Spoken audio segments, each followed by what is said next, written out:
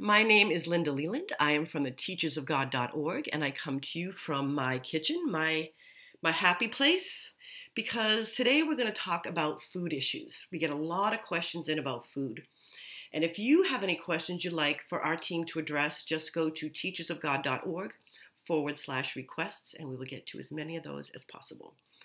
Okay, so the basis of the question that we get in is this. I know A Course in Miracles says that love is all there is, that love heals, and that healing happens in the absence of fear. But what do I do around my relationship with food, with all the food concerns that are out there today? Do I just forget them all and throw caution to the wind and eat whatever I want? So this is a great opportunity for me to bringing back an article that I wrote a while back called Food Rules, Diets, and God. And I have posted that here for you. I'm going to talk a little bit about it first. And I also want to give you a little heads up that we this year will be putting together a program that addresses food issues, but at the core. Because so many people still have so much confusion around this and still feel so stuck when it comes to this issue. So a little bit about me. Before I worked for the foundation, I had a thriving nutrition practice. I spent years studying nutrition. I studied all 100 nutritional modalities, and I think I tried most all of them. Healing people through food was my passion. I saw the struggle, and I wanted to help. I have taught in large corporations. I've taught in hospitals. I still actually do. I've had hundreds of private clients. I was, in every sense of the word, an expert. But a year or two into my practice, I got very discouraged because I saw that I wasn't really helping anyone. Nobody was having any lasting results.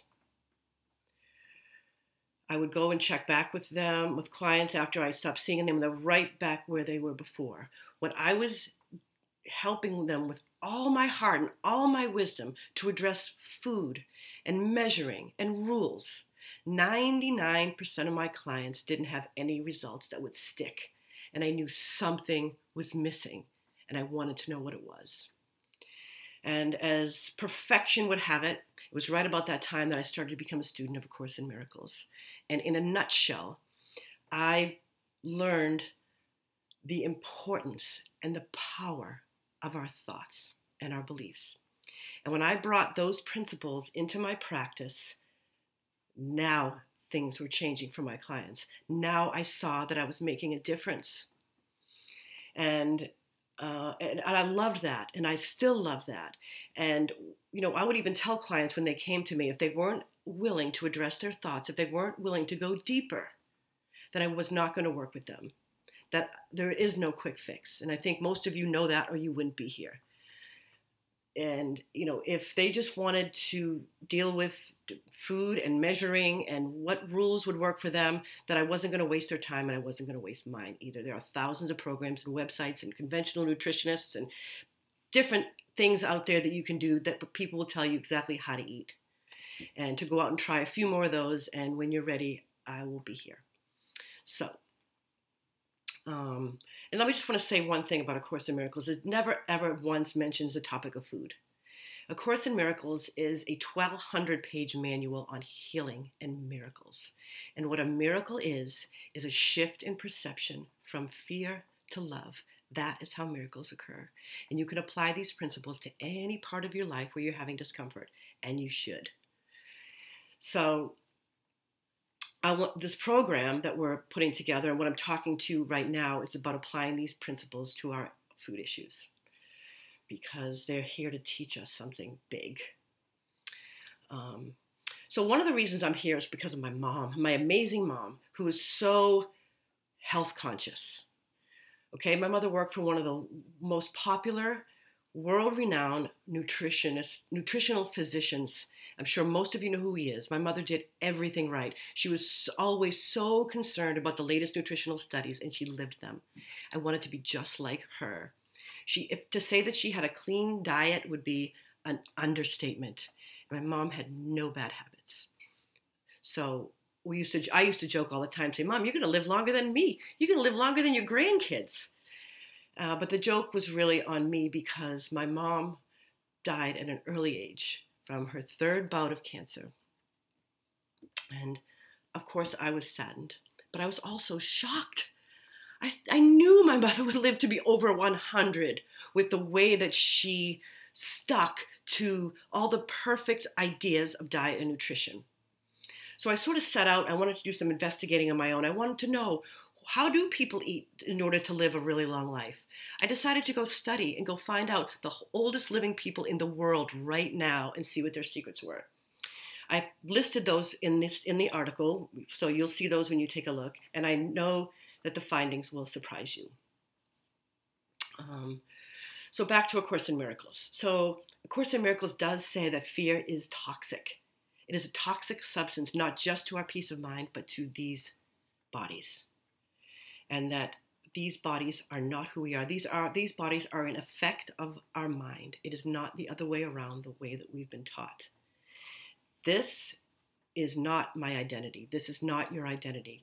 This is a communication device, a meat wagon, a vehicle for your true identity, which is health, which is joy, which is spirit, which is balanced. And if you're not experiencing that, then something is blocked. And that is what needs to be addressed.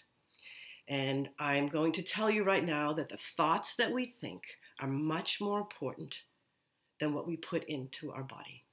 And I've got I love Dr. Emoto. He proves this in his studies. There are pictures, and I put those in the article as well. And I also listed some of the food rules that I've learned and that we all hear about and that I've tried to adhere to, my mom tried to adhere to. And when you put them all together in one paragraph, it is actually hilarious. It's crazy. They all conflict with one another. It's actually insane. If there was one right way to eat, one right way to do things that would keep this communication device healthy, there wouldn't be one new diet after another coming out over and over again every time we turn around. So, we've all been scrambling, just trying to maintain a state of health. But I'm telling you, and we've put so much focus on what we do outside, what we do rather than our state of mind. And this is the missing link. Okay, our thoughts have to be addressed first. It's fear and criticism and rules that we need to diet from. And then once that happens, once you live from a state of love, healthy and balanced choices just happen. When you live from that place, your body knows what it needs and what it doesn't need, and it just comes much more naturally. It's not about struggling. It's not about willpower anymore. But what we've been doing is sort of the epitome of putting the cart before the horse. So, and there's a place in you right now that's listening that knows this. There's a place in you that knows this, and it's time to get back to that. So I thank you so much. I know this is going to turn a lot of the way you have dealt with food and your relationship with food upside down. Good. It's supposed to. So take a look at the article. I think it'll really shift the way you want to be in this experience with the relationship with food. And if you're interested in our new program, which is just totally about stop playing small, it's just to learn through our relationship with food, to let love flow through you freely, unobstructed. And then that flows right through this beautiful body of yours that houses your brilliant spirit.